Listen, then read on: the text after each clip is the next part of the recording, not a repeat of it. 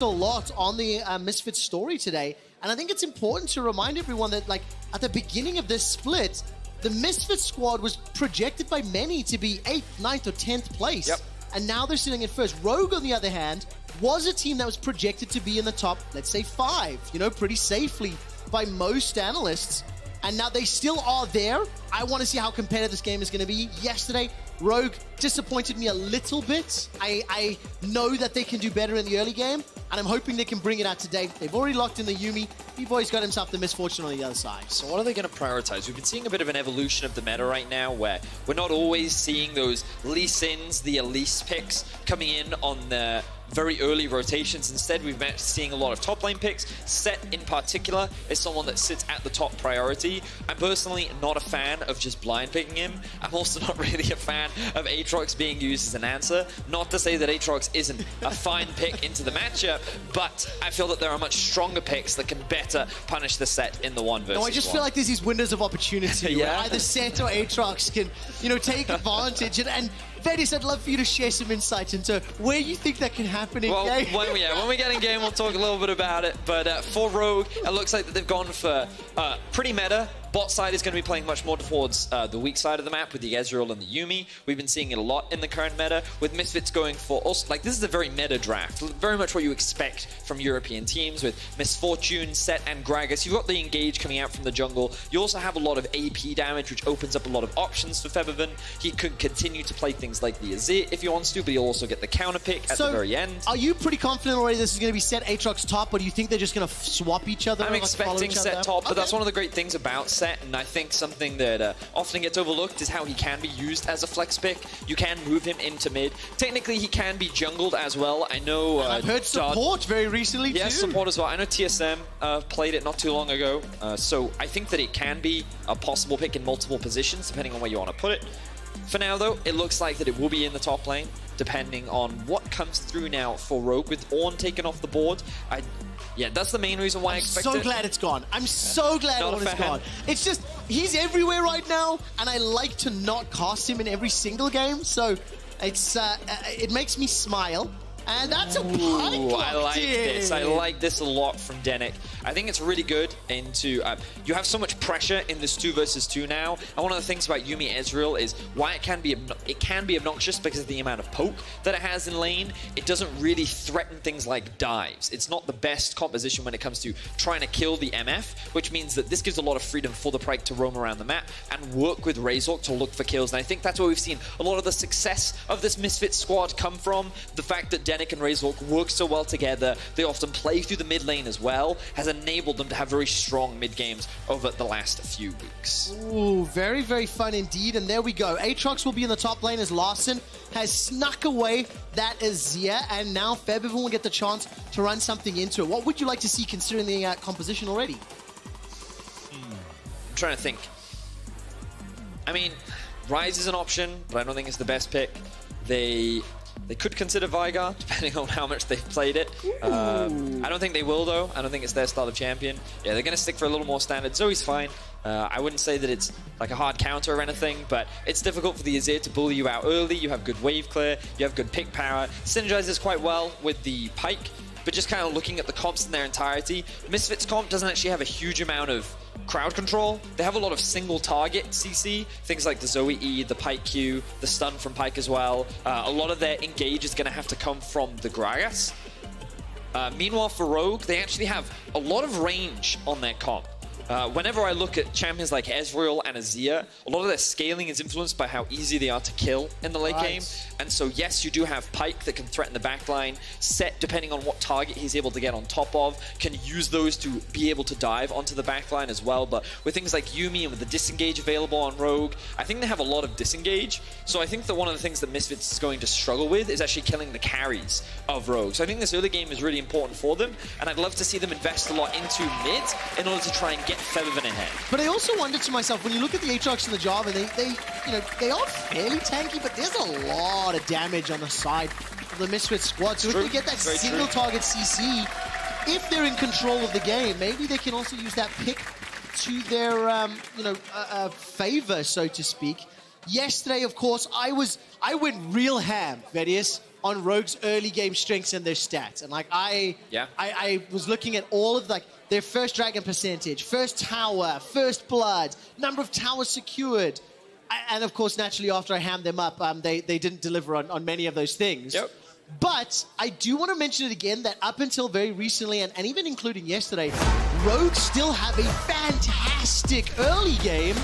So Misfits cannot afford to disregard that. They do have to be aware and give Rogue the respect that they deserve, because we've seen what Rogue can do up until this week as well. But the thing is, Rogue's advantages largely come from the fact that they have very good players and laners, which means that they often just beat down their opponents in the 2v2s and the 1v1s, and that's where they build their leads. And then with the small leads that they get from lane, they're very good at transitioning that around the map.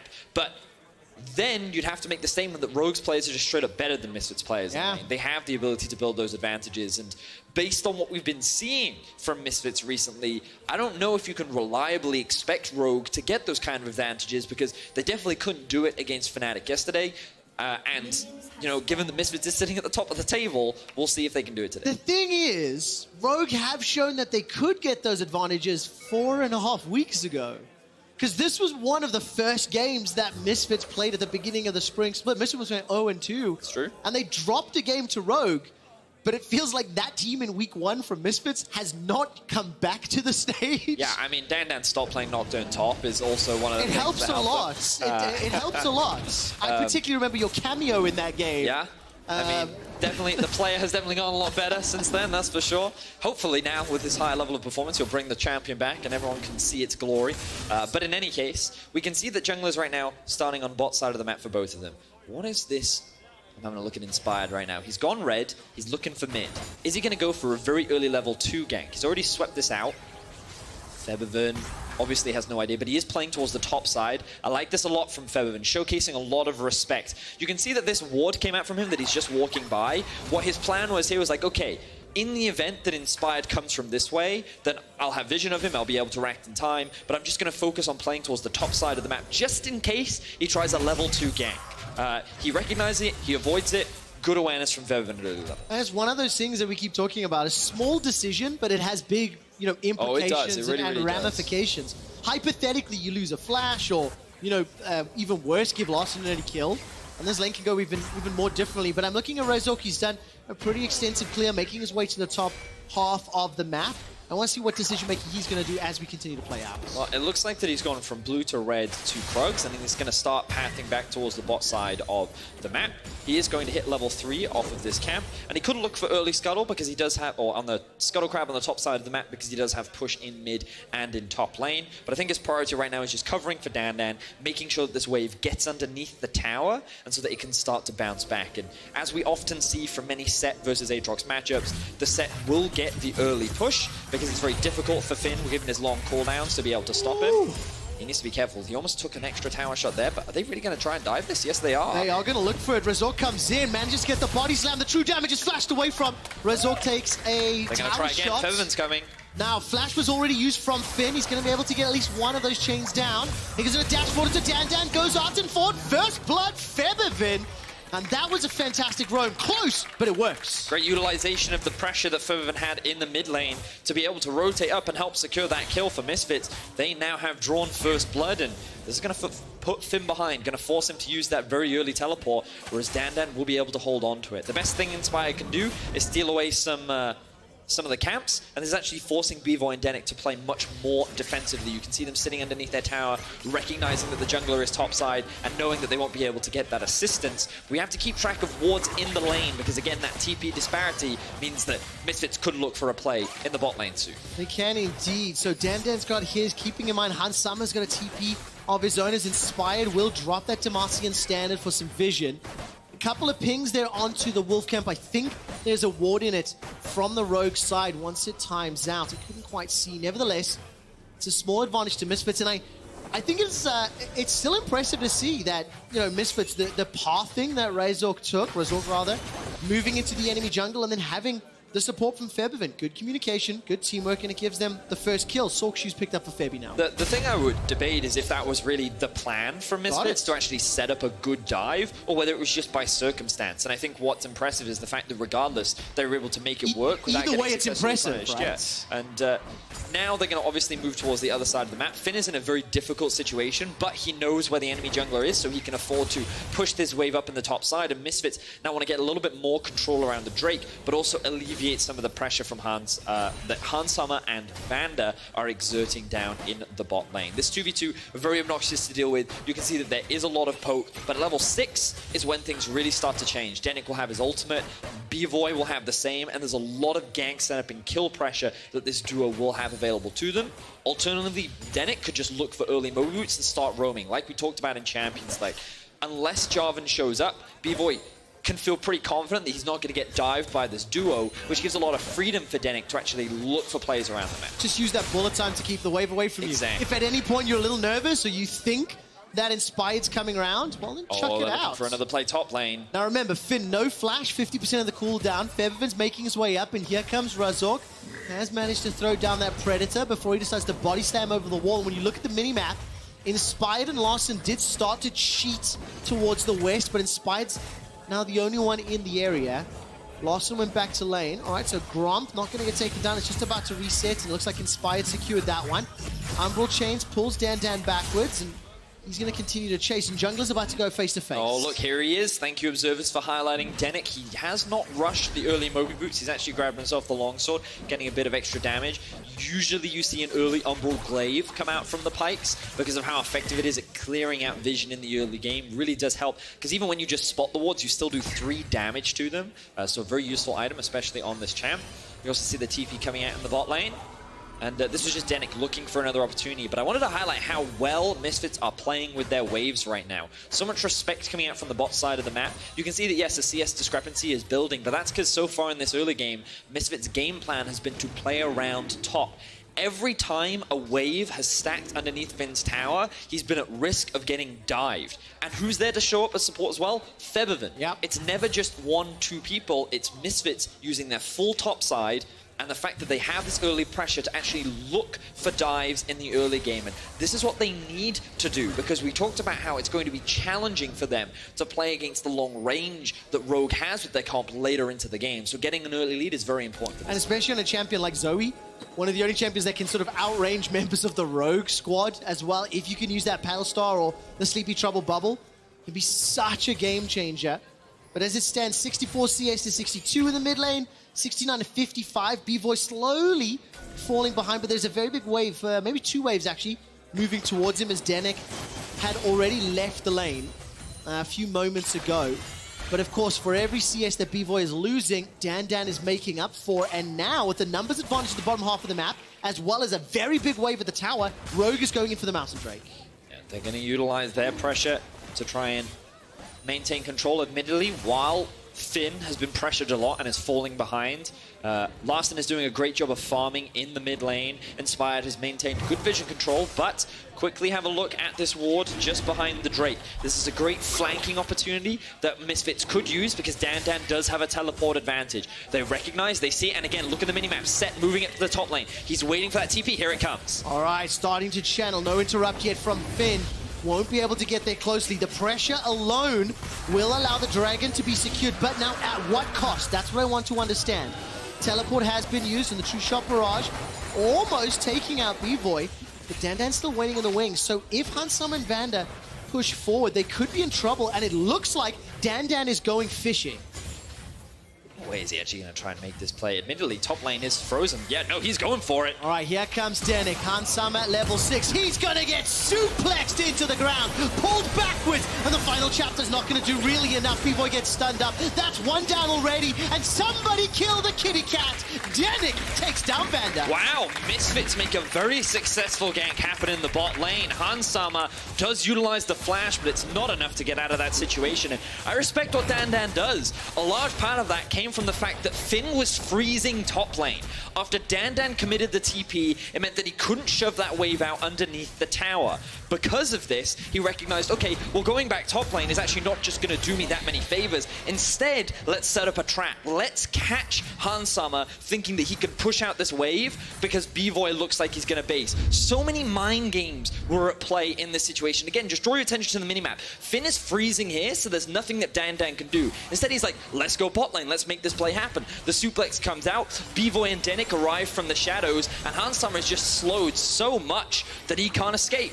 Good patience from Denyk on the Q to guarantee that hook landing onto Hansama, and then with no flash available on Vander, he ends up dropping. Beautiful play from Misfits, reading the state of the map well, and getting what they can off the back of it. 3 kills to 0, 1,300 gold lead, the first dragon of the game, and it's just been very good. I think maybe like reactionary play, understanding sort of as and where they can move their players around, and thanks to the gold that's just been secured, Moby Boots picked up for Denyk, so I want to see how frequently he moves around the map. Now, notice that Inspired is making his way towards the bot. While all that action was happening, Inspired did pick himself up the Rift Herald, and because of the swap that's happening right now, Rogue are making the trade. They know that they're ahead in tempo because of their Rift Herald, which means that they should be able to secure first tower, and there's little that Misfits can do to stop this. Hansama and Vander nearby, Inspired picks up a little bit of gold. Denyk is making his way down, and you can see the Febiven was pinged out on the minimap. The tower did not fall, my friend. It was killed quickly enough. And that means DanDan's going to be able to hold on to the objective. That's actually a big deal if Bvoy decided to stay. But he didn't. He's recalled. Going to be joining Denyk towards that bottom lane. So the double swap now. Yeah, the Dragon is spawning in about 2 minutes, which is why they want to have their bot lane on this side of the map. DanDan's TP will not be up in time. I think it's still got about a 3-minute cooldown on top of it. Which means that Finn will have that TP advantage over his opposition. And it looks like Misfits may actually let this tower fall. No, they're gonna keep this one alive for now. A lot of farm is being lost, admittedly. Misfits, they haven't been able to catch a lot of the waves that Rogue have just been shoving underneath this tower, and Finn, he's been able to close the gold gap just a bit. Still, due to all the assists that DanDan has been involved with, he's still ahead in gold for the time being. But Misfits so far doing a great job. Their next objective will be that Drake, and we'll see how Rogue decides to play that one out. I mean, they're on a 7-game winning streak right now, looking to make it 8 and you know, match the organization's all-time win record was 9, which is what they set, was it last summer or a year and a half ago? I can't recall. I'll double check that in a moment or two as Dan puts a lot of damage down into Finn. Finn has flash available, and here comes Razork. He's got the chilling flash available. Flash traded. Finn was quite a cheeky one there. The barrel sidestepped as well. That was really nicely played by Finn. Heads up. We're sitting just a Kindle Gem and a Cull, by the way, but beautiful spell use. Damn, that flash backwards caught me off guard. It was just like next level mind games coming out from Finn, being like, oh, you expect me to flash forward? Nope, I'm going to teleport right behind you, and then I'm going to sidestep everything. He knew that DanDan won't be able to close the gap fast enough because Set, you know, not the most mobile champion yet. He can run fast, but he doesn't have any real gap closers unless someone is nearby. And you will get to see a small replay in the bottom left-hand corner of your screen. And notice here, Finn, really good early flash from Razork, but then Finn just goes backwards because he knows he's going to get ulted anyway, and then he sidesteps it. Just beautifully played for Finn to be able to get out of that situation. We'll, of course, put him behind a little bit, but towers will be traded on both sides. Misfits now sit with a 2k gold lead. Fantastic performance. 20 seconds until the next dragon. Let's look at the vision. Let's set some expectations, Vedius. Who is going to be in a better position to set this one up? It feels like Rogue are starting to move that way somewhat. You can see Hansama positioning himself in the mid lane, but Misfits already inside the river and starting to put some vision down. Well, because no first items have actually been completed yet, it's difficult to say right now who has the advantage. I would say that because Hansama has completed both the Sheen and is already sitting on the Mana Mune, or the Mana Mune, that Rogue should actually have a decent amount of poke damage available already. But they have to respect how strong DanDan is at this point. But with no teleport, I think right now Rogue just aren't in a position to be able to contest, so they're not even going to try. They're going to trade up towards the top side. Maybe they'll look for an early Herald. Look at Larssen. How much trouble is he in? He's pushed up to the tower. Not a lot of vision, though. Teleport is available for Finn. He needs to start channeling, and he does. That's a good amount of damage. All of a sudden, the Fire Rift has spawned. Larssen and Finn find themselves on what I thought was enemy lines, but actually they control the corner. So the problem with this play is it didn't actually allow Rogue to trade, because the game plan would have been, okay, we don't want to bother finding them at Drake, it's fine. We know we scale, let's not bother taking the risk. Instead, we'll just take top tier 1 and we'll call it even. But because the TP was forced out from Finn, he used it to keep Larssen alive after, honestly, he was overextended. Yeah. That meant that they were not able to trade that objective. So Misfits end up walking away with a Drake. They still get to pick up all that farm in the bot lane. They allow DanDan to ship out that whole wave in top. He's now level 11 and has TP available. And it felt to me like Misfits overall came out ahead in the play. And it's a 2,000 gold lead at 15 minutes. At the beginning of yesterday, Rogue had the highest average gold lead at 15 at plus 1,500. Now they're at minus 2,000. And you've got to give a lot of credit to Misfits' decision-making to build this advantage. But again, a lot of it has come from the fact that their bot lane often plays very well. And admittedly, we can see in this game, Handsummer and Vander had a big advantage over Bvoy and Denyk. But the difference was, Finn wasn't just stomping top. Larssen wasn't just holding his, well, stomping mid. He was actually going very even with mid lane. They were losing top side, which means that that advantage that Handsummer and Vander built was not so overwhelming that it was taking over the map. And Misfits recognized this and responded in kind. All right, DanDan stepping forward. Remember, for anyone that watched Ender's segment about 2 weeks ago, the simplest way to deal with sets is just to run away. And that was just demonstrated flawlessly. Well done, Larssen. True mastery of how to deal with an enemy set. And Febiven at the moment is under a little bit of pressure from Handsummer, but you can see waiting in the wings there is some support. And True Shot Barrage! Wow, that would have killed him. Almost taking him out. Nice ulti there from Handsummer. Now this kind of changes the state of things, because if we have a look at the minimap, you'll notice that Finn is pushing out bot wave. And this typically means that Misfits, because they have the push in top and have the push in mid, they would have control around this objective. But there's no mid laner now available on Misfits. So this can be a 4v4 situation, but Larssen's backing. Larssen's backing, there's no TP on Finn.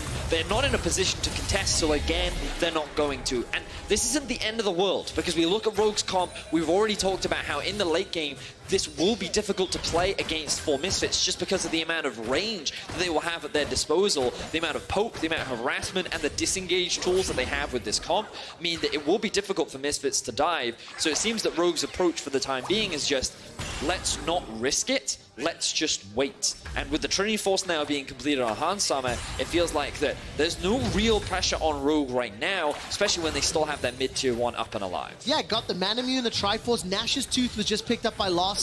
Febiven on the other side, he completed the Luden's Echo, while Bvoy sitting on that Essence Reaver. So Prowling Projectile comes up. That's a lot of damage onto Febi. He's forced to flash. But you can see the combination, Yuumi, Ezreal, when they can slow you down and combine their range and poke, it is so difficult to deal with. Super difficult. And Febiven now losing both of his summoner spells just from a couple of exchanges that have happened in the mid lane. Razork, though, looking for a flank. Denyk alongside him. They can see DanDan pushing in bot. He has the TP available. Is Handsummer going to get picked off? Let's find out, let's find out. That's going to get caught back by the Bone Skewer, but Razork held onto any follow-up. Sleepy Trouble Bubble, not going to get fired. But when that Bone Skewer was fired out, I wondered if Razork wanted to go in. He's level 9 right now to the 8 of Inspired, who is now a little bit south of the team. Rift Herald has been picked up. He has been channeled. And that will be another tower secured as DanDan is now rotated with the rest of the squad. Rift Herald will get a secondary charge into this inner turret while Larssen is pushing in the top lane. The minion wave has been cleared out. Handsummer goes down the barrel, will knock back two. Bullet time comes down and it will zone away the rest of Rogue. But frankly, not quite what Misfits was hoping for. It ends up being a trade, 2 towers apiece. Rogue are fine with this trade for now. They're still getting gold back out onto the map. Handsummer has now completed the Manamune. So Rogue is still on that scaling hype train. They're still waiting for the late game. And Misfits, while they do have a solid early game lead and they're pressuring it, it's not like Rogue is getting nothing in return. Our observers just highlighted the difference in gold, and you can see mid is very even. Bot is in fact slightly ahead, and things are still fine for Rogue. They're not in such a deficit that they're going to lose, and they're in a better position right now for the Drake. The biggest thing is, again, I'm going to bring our attention to the minimap. Look at this ward that's available right behind them. They can use this as a TP opportunity to flank on the Rogue squad to then try and set up a play. The TP is available on DanDan. He has his Trinity Force completed. Are we going to see the TP come through? Oh, it's time to fight, but the Dragon's going to be secured already. That is very crucial for Rogue. Slowing down the Soul opportunity for Misfits is definitely going to be a victory. The Misfits, they were just a little too slow to react to that one. Despite the ward, it would have taken time for DanDan to get in there. And now Rogue, they're actually in prime position to at least pressure this mid lane. But you have to feel that there is an engage opportunity. Razork gets jumped on. He goes golden by the stopwatch, locked inside the Cataclysm. DanDan starts to teleport, but that's already a dead jungler for Misfits. Rogue on the board of their first kill. Yeah, good pick coming out from Rogue, and this is what they need to do. You already talked about it. Rogue is in the better position for the Drake. They're in a better position for the mid lane tower. Their waves are pushing in their favor right now. They don't need to stress about those, and instead just have Misfits sit on these side lanes, spread their resources thin. Misfits are able to hold on to the tier 1 for now, and Rogue likely looking to reset. Yeah, but now the shoe is on the other foot, or we have to look at the other team, because DanDan no TP, all of a sudden Finn has his available, and Misfits have got that mid-outer turret to defend. What literally Misfits' situation that they were playing in for the last 10 minutes has now been reversed, and Rogue, if they want to play on those side lanes, you can see Finn pushing out the bot. He's going to have the availability to do so. Yeah, so I didn't actually notice in the last play, but DanDan TP to a ward that was in the middle of mid lane and tried to set up the flank for his team, and the fact that he wasn't able to work, as you were talking about, quick shot, you're right, it now puts Rogue in a much better position where they can just continue to slow the game down. That TP flank option isn't available, but maybe he doesn't need the TP if he just runs really fast at you. Look at your mini-map. Misfits once again looking for the collapse. Here he comes. All right, Larssen's got Flash and Cleanse available. DanDan's looking for a target to find. He manages to get the showstopper onto Inspired, but Vander sends him all running away. Inspired lives thanks to the flag and drag.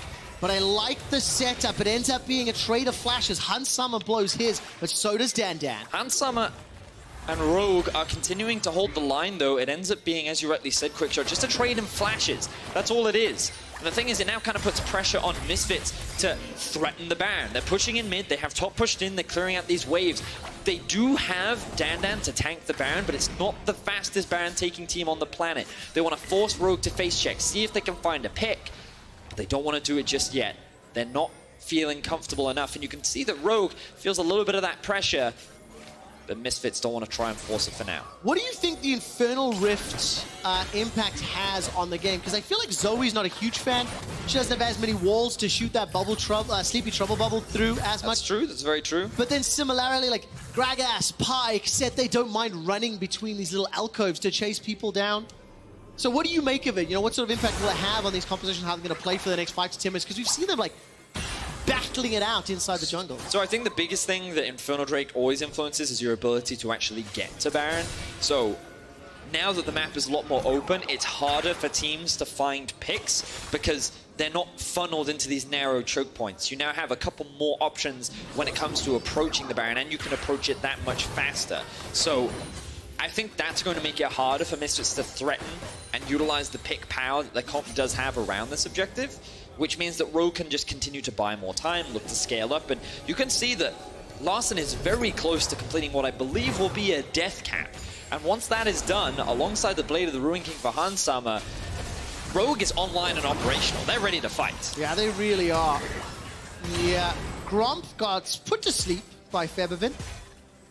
And that gold lead doesn't mean a thing. It was 2,000 at around 15 minutes. At his stage, it's actually shrunk ever so slightly.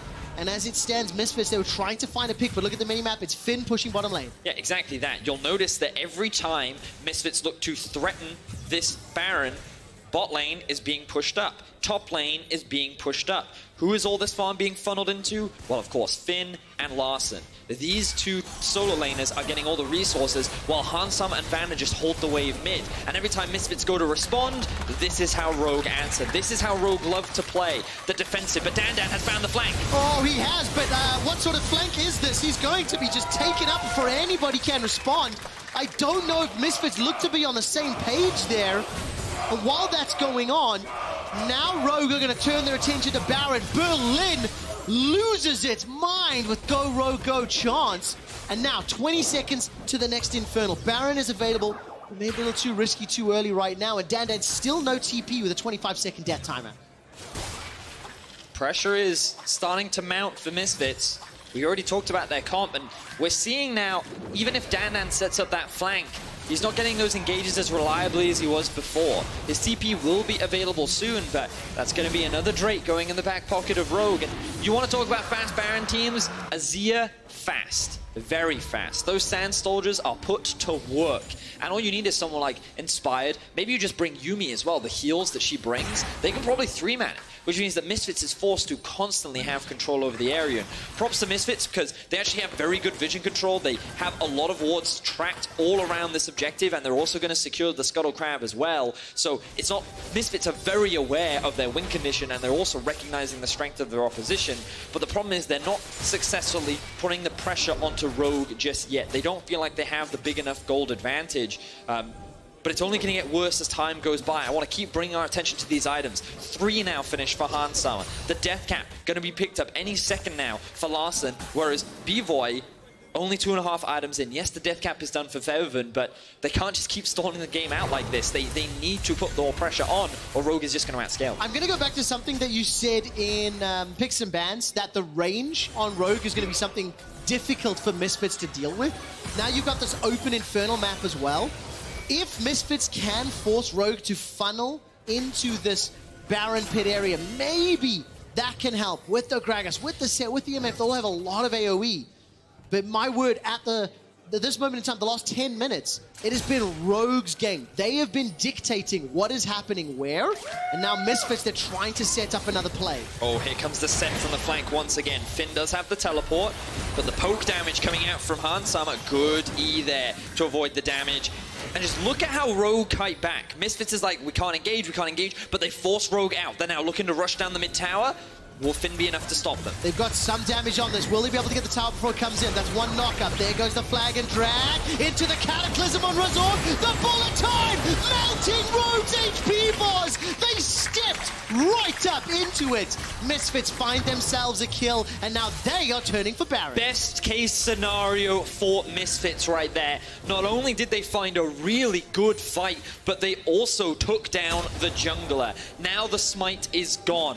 Can Rogue make the miracle fight happen that they found so many times before? It was this position that Larssen made the huge play against Febiven in week 1. He has to do it again if they want to win this game. Oh, true shot barrage tags 3 members of Misfits. That really hurts. Larssen manages to use the slide and glide over the pit. He's still got an Emperor's Divide, but the Baron's already taken. Can they win the ensuing fight? The Divide just buys some time.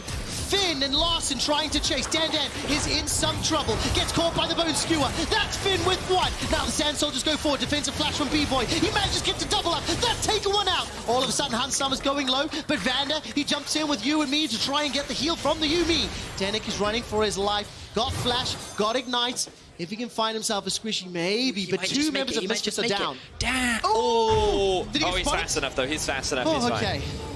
Whew. Nicely done there, Denyk. 3 members, I believe, get out with the Baron buff. But Misfits, this whole play was really good from them. We didn't get to see the whole setup, but the way in which they manipulated the waves and forced Rogue to take the long way around to then get them in the situation where Rogue had to take a fight is exactly what Misfits needed to do. Because now, in a 5 versus 4, this is a much more favorable situation to force this Baron. Yes, they couldn't convert it into a team fight. Obviously, a lot of their ultimates were on cooldown, but they get the objective that they want. They're able to disengage. They even get a lot of summoner spells out off the back of Rogue, and they can walk away happy. And I think it's so crucial that Rogue were able to kill DanDan. He's the member of the Misfit squad with that teleport. It is up, it is available. So reducing that Baron-empowered siege in one of the lanes can be such a big difference maker in reducing the impact of the Baron power play. What I want to now see is Denyk moving into a side lane. I don't want to see him grouping.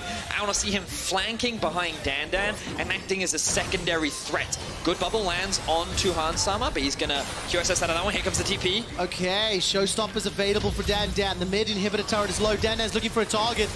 isn't going to fight anyone just yet. Finn is up. He's pushing into the top lane. Remember, there's no inner turret available. They're not split pushing. They're going to siege mid. Let's see how this works out. Ooh, good damage. Oh, Febiven takes a lot. The teleport's coming in. Oh, man, here comes Finn. Stepping in from behind. The rest of Rogue now stepping up, but there's not a fight yet. Inspired has no mana or HP. There's nothing that Rogue would have been able to do about it outside of just watch Finn die. The only bright side for this is he's now in a flank position to contest the Infernal Drake, but he's now going to give that one away. Misfits have control over the river, and now they set their eyes on Finn. Oh, looking for the Bone Skewer. Not going to happen just yet. On the minimap, Febiven starting to step around. Sleepy Trouble Bubble. Not going to catch out anyone yet. That's on cooldown. DanDan's going to get caught up by Finn. Takes some damage, and the portal jump will do something. The rest of Misfits back away, and now Rogue, they are being able to siege. The inner turret's going low. Bullet time comes out to clear the wave and prevent Rogue the siege. The Infernal is up, and will Misfits commit for it? Someone needs to catch top wave. Rogue recognize this, and they're keeping up the pressure in the mid lane. The problem right now for Misfits is someone has just... Ooh, wait, no, the back was cancelled, but DanDan's nowhere near. Yeah, they can't. Misfits do not have the numbers to hold this line. They have midwave being pushed in, and now they're going to lose control around this objective. Rogue are the ones to start it off. Razork in a position to try and steal. There's no bullet time available, remember. Razork has got the ultimate. He doesn't have flash. Infernal's down to 1,000. Finn steps all the way out. Razork throws out the barrel. That's knocked the fuel away. That's going to be caught up from the flag and drag. The showstopper's inside the pit. The Infernal's still available. It's secured by Misfits. Now to 2 for 1. All of a sudden, Hansama is ripping through Misfits. Febiven, however, takes one back and takes Inspired down. The Emperor's Device splits him out as Bvoy kills Larssen. Now Finn gets himself another, and Hansama closes out the ace. And you can see how challenging these team fights are for Misfits. Rogue utilized their range beautifully, and we're just going to jump straight into the replay. Keep your eyes on Hansama in this fight and just look at how he navigates the team fight. Landing damage where he can, poking out Razork, seeing that DanDan's trying to dive on top of him, and you think at this point, DanDan can win the team fight.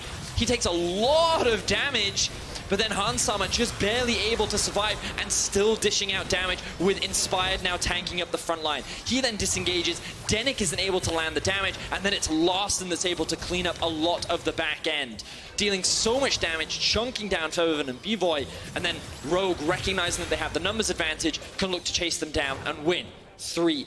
5-0. Will Rogue be the first team to defeat Misfits since week 1?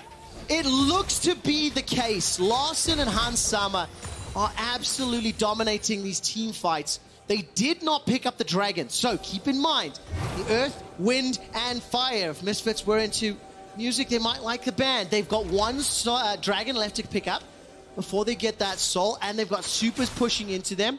A minute till Baron, but maybe the team fights in the close quarters on the steps of their base will help Misfits, but they cannot afford any mistakes. I mean, the problem is when Rogue is in the position of sieging, their poke is very obnoxious to deal with. Sure, sieging against Zoe is scary because the risk of her landing a bubble is very real, but Hansama now has his Mercurial Scimitar fully prepped. He already used it earlier to get out of a Sleepy Trouble bubble, but his damage right now is absolutely ridiculous, and right now, both teams actually just kind of grouping up in mid. Oh, Larssen's a target. His flash has been used, though. Ended up traded for Razork. DanDan and Finn, they're going to trade back and forth. DanDan's in so much trouble. He flashes over the wall. Prowling projectile. DanDan disintegrates. Losing his flash there is a big deal. Because he doesn't have the best gap closing abilities, it was already hard for him to get on top of Hansama before. Now it's even harder. Rogue in control. They have top wave pushing. Yes, someone needs to catch bot wave. They could send Hansama, but they want to keep him in the vicinity because Baron is spawning soon. They're utilizing this pressure in mid to take full vision control over the top side of the map. They need to push out that top wave and get some control wards in the Baron, but they also know that if they wait a little bit, nope, they're just going to start this one off. Azir, we talked about how fast he's taking it, and look, they're two-manning it. Let's see if Denyk can get in the way. He's trying to find a bone skewer. The rest of Misfits are waiting in the wings. Baron has been interrupted. Inspired and Larssen have stepped back. 2 minutes until the Infernal, and Febiven will not be able to find the paddle star. As a quick aside, this is his first professional Zoe ever. Hansama is going to use that arcane shift forward. The last chapter won't be able to find a target, but Bvoy's flash was used to stay alive. Bvoy still has the ultimate, so he's still got a lot of damage, but now that Jarvan is so much scarier. The moment he ults, there's going to be no way to get out for Bvoy. Denyk is going to have to focus on providing peel rather than trying to execute his opposition, and that's already difficult to do. You can feel the tension starting to build. Both teams really just running down the mid lane. Neither paying any attention to their side lanes, and Rogue just focusing on pushing, then going to Baron, pushing, then going to Baron. But they need to get some control of a top lane, otherwise this Baron dance is just going to continue going on, and Miss is just going to keep soaking up farm. And I'm going to go back to Febiven. I mentioned it's his first European Zoe. He played in NA. The reason we go back to him, he was the story that started this game. He is the player that Misfits are looking to find that sleepy trouble bubble. And as it stands right now, Denyk is just going to get caught out. Larssen and Inspired. They commit the Divide and the Cataclysm, but now they've got themselves a numbers advantage. They've got a Baron available. Still those supers that Misfits are trying to deal with. The DanDan is somewhat caught out Hans Sama, but really has. Bullet time goes down. Finn forced to flash defensively, and the True Shot Barrage goes wide. Larssen with no ultimate available. Bvoy. But that's so much damage. The double up from Bvoy does a lot. All of a sudden, Razork is down. Bvoy gets taken out. It's a double kill for Hans Sama. They're pushing into the base. Febiven and DanDan, the last one standing. I don't think they can stop the siege. Rogue is looking to upset the win streak of Misfits. That first place spot is going to be lost as Rogue looks to upset the apple cart, looks to break into the base, and Misfits, with only Febiven and Denyk left standing, have nothing to stop the siege. 7 games in a row, Misfits have gone undefeated, and Rogue, in the first game of the second round robin, have taken them down. Rogue have stopped Misfits' winning streak. They will pick up a few more kills as Denyk gets chased down by Hans Sama, and Rogue take down Misfits. Rogue now sitting with the 2-0 over Misfits. This split could prove pivotal as we get ever closer to playoffs. But they drafted in a way that allowed them to just focus on scaling. They didn't take any big gambles. They didn't take any big risks. They played well around a lot of their team fights. Misfits, they did get that Baron, but I feel like that we saw a lot of mid lane action in this game. Quick shot. We did. And it was a bit crazy how the game ultimately ended up being decided. Just a random pick happening onto Denyk, which then allowed Rogue to then just force a team fight in the mid lane. It was just, it didn't really end the way that I was expecting it to end. And I also think it's, for me, it's important to say that I didn't see the impact of the Zoe and the Pike really this game. Yeah. You know, Denyk didn't have too many roams to play around, and from the very beginning, Vedius, you very gently set up the expectation that Rogue's composition would be difficult for Misfits to deal with, and as the game played out, they came more and more true. If you guys want to vote for Key Player of the Game, head to @LEC on Twitter. Larssen, Hans Sama, and Vander are your options. And exactly like you said, Vedius, the range keeping Misfits at bay, and Rogue played it out fairly well. I liked what Misfits did in the early game. I thought the execution and the play overall was extremely clean, but once we got into the mid game, we could see the pressure start to fall onto them, and it felt like that they were struggling to know what to do next. And that's exactly how Misfits lost the game. When we return, Yamato and Ender tell you about Rogue's win.